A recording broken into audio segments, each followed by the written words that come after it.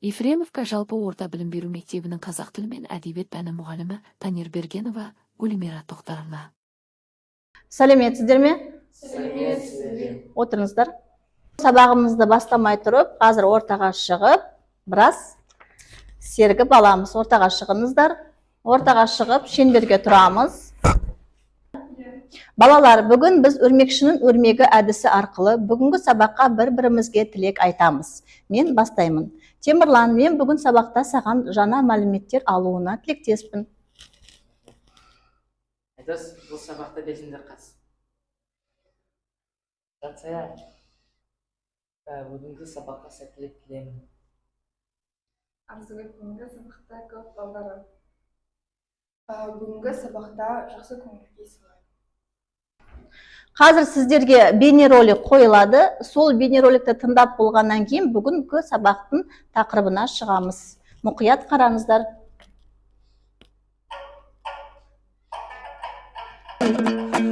Қамыс басыңа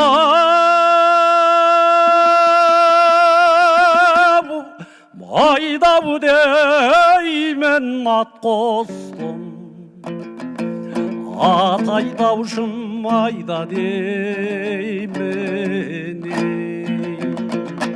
Оқушылар, айтыңыздаршы, жаңа көрген бейнероликте кім туралы айтылған? Мына термеде құлагер тұлпары туралы айтылған. Құлагер ол ақын серінің тұлпары. Жақсы, оқушылар, бүгінгі сабақтың тақырыбы қандай деп ойлайсыңдар? Ильяс Жансүгіровтің «Құлагер» поэмасы. Жақсы, жарайсың. Бүгінгі біздің сабақ тақырыбымыз Ильяс Жансүгіровтің «Құлагер» поэмасы. Оқу бағдарламасына сәйкес оқыту мақсаттары: автор стиліне сүйене отырып, шығармашылық жұмыс жасау. Яғни біз сіздермен бүгін «Құлагер» поэмасы бойынша жұмыс жасаймыз. Оқушылар, қазір сіздерге жеке жұмыс беріледі, яғни голограмма әдісі арқылы сіздерге осындай QR-код таратылады. Сіздер ұялы телефондардың камерасын ашып, суретке түсіресіздер де, сіздерге мына жерде тапсырма келеді. Сол тапсырманы тыңдап орындайсыздар. Жеке тапсырма.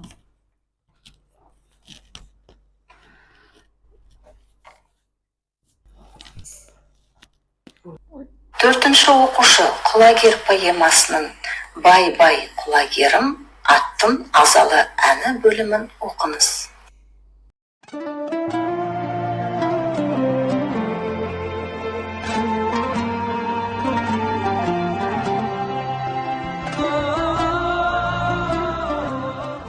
Жақсы. Жаңа сіздер «Құлагер» поэмасымен таныстыңыздар, я?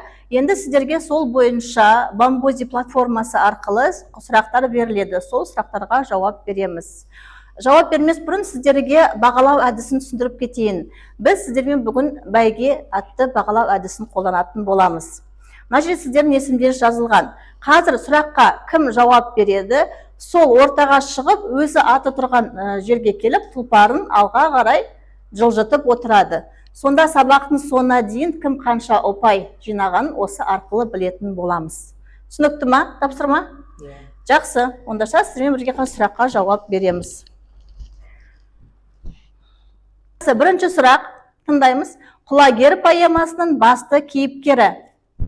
Айта ғой, Жансая. Ақан сері басты кейіпкері деп ойлаймын. Ақан сері. Өте жақсы. Тексеріп көрейік. Дұрыс па екен? Ақан сері Қорамса ауылы, я? Жақсы, дұрыс. Ал, шығып өзіңді бағалай ғой.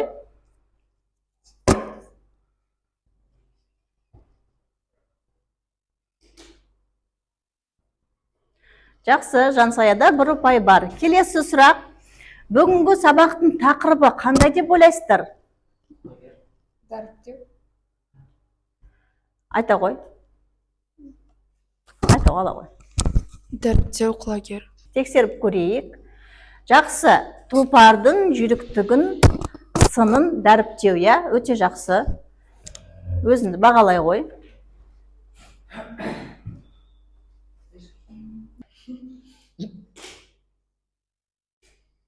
Жақсы, келесі сұрақ, «Құлагер» поэмасының идеясы қандай деп ойлайсыздар? Арзуға жауап бере ғой. Тұлпарға жасалған қастандық деп ойлаймын. Жақсы, тексеріп көрейік. жүйрікке жасалған өнерге қастандыққа лағынет айту, иә? Келісесіздер ме Арзыгүл жауабымен? Иә. Жақсы, Арзыгүл.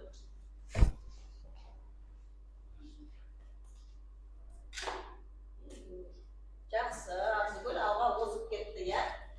Ал қалғандарыңыз келесі сұрақ, осы құлагер поэмасының бунақ саны қанша деп ойлайсыңдар? Айдос жауап бере ғой. 3. Жақсы, тексеріп көрейік. Дұрыс, жаңағы поэмада бунақ саны 3, иә? Ол жаңағы белгілі дауыс ырғағымен бөлінісуі деп айтылады. Жақсы. Келесі тағы да бір сұраққа жауап берейік. Осы өлеңнің ұйқастығы қандай? Кім біледі? Темірлан айта ғой. Қара өлең ұйқасы. Жақсы, тексеріп көрейік. Қара өлең ұйқасы дұрыс. Жақсы, өзіңді ала ғой.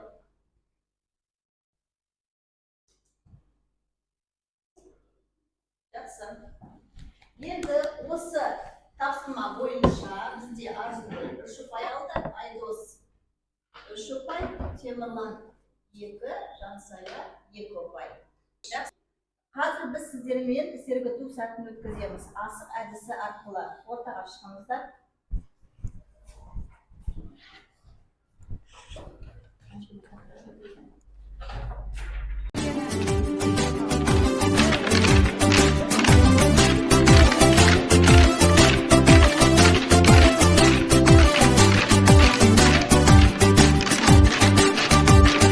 Қара жорға болмаса, бейдің сәні келер ме?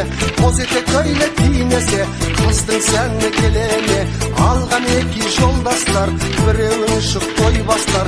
Той дегенде дейді екен, домалайды. Келесі тапсырма бәйге жарысы деп аталады. Қазір сіздерге осындай тұлпарлар беріледі. Әр тұлпарда мына жерде сұрақтары жазылған.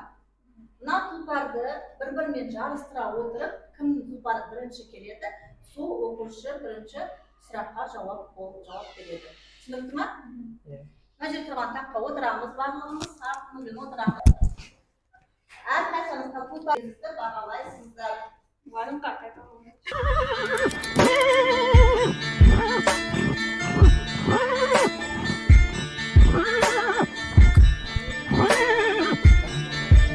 Жақсы, қазір енді мен бір екі үш деп санаймын. Сіздер артқа қарамай тартасыздар. Жақсы ма, жіпті? Дайынсыздар ма? Иә. Жақсы, бастаймыз.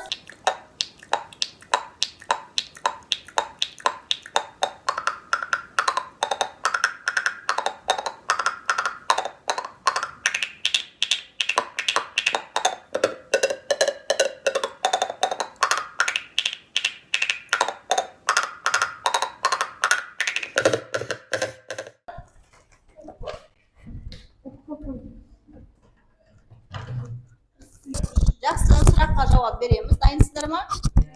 Бірінші сұрақ. Поэмада суреттелген ақан тағдыры сендерге қандай ой тастады? Оның өмір арқылы өнерге деген адалдық пен адамдар арасындағы әділетсіздік қарым-қатынас туралы ойлануға болады. Келесі, екінші сұрақ.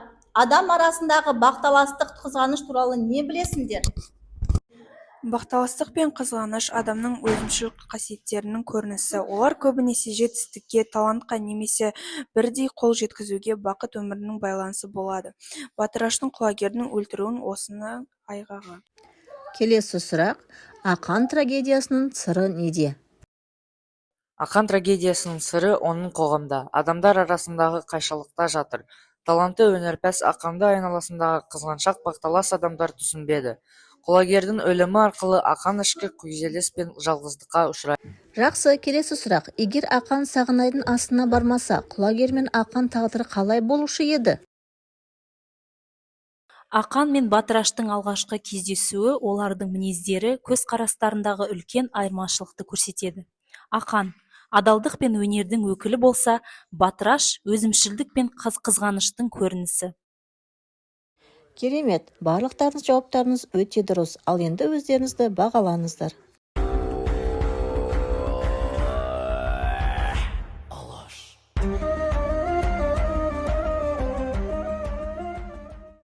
Ал енді рефлексия кезегіне келіп жеттік.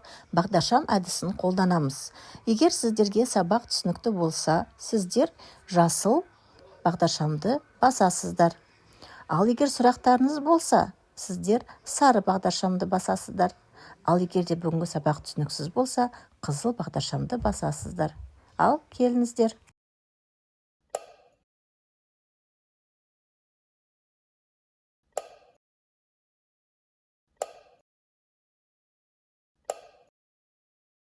Рахмет, осымен сабағымыз аяқталды. Сау болыңыздар.